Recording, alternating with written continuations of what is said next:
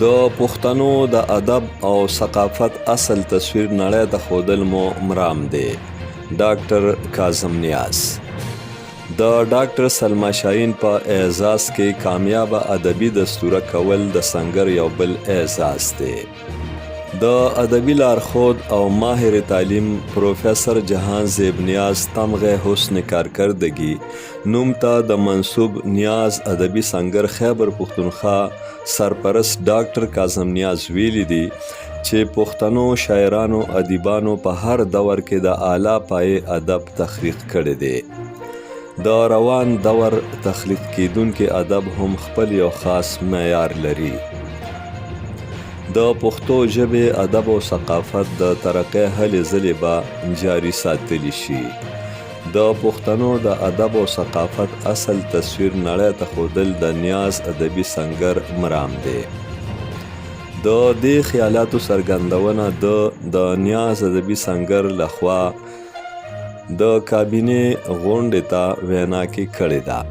غونډه په ډیچې پېښور کې د سنگر د کابینې د غړي ښاغلي محمد زبیر خان په صدارت کې وشوه.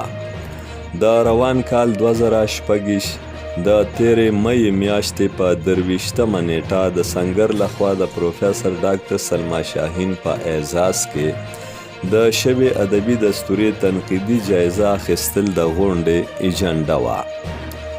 د نظامت چارې جنرال سیکرټري فریدون خان ترسره کړې.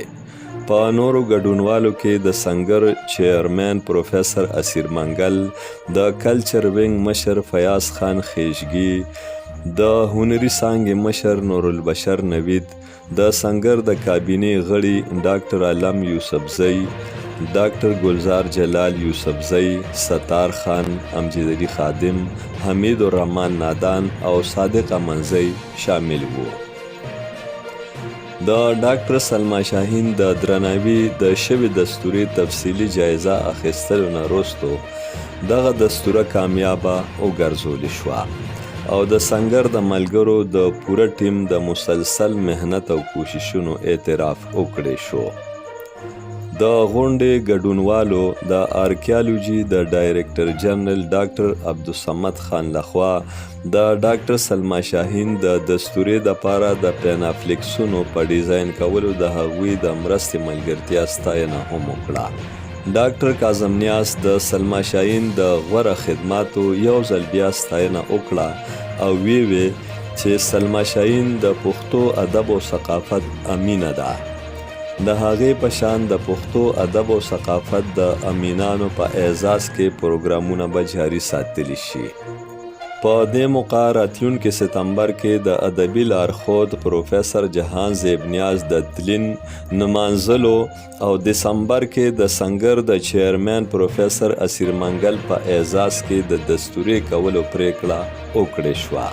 د غونډې صدر محمد زبیر خان د ډاکټر سلما شاهین په اعزاز کې د کامیابې دستوري په ترسره کولو سرپرست ډاکټر کاظم نیاز، چیرمن پروفیسر اسیر منګل، د سنگر ټولې کابینې او د کلچر وینګ او هنري څانګې مشرانو او غړو ته مبارکي ورکړه.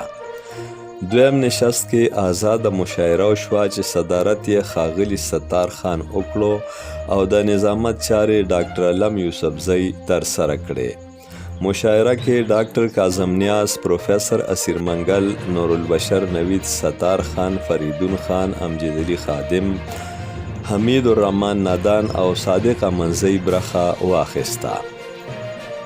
په دې موقع انجینیر جاوید خان خټک او نور ملګري هم موجود. امجد علي خادم، نیاز ادبي سنگر، پېښور.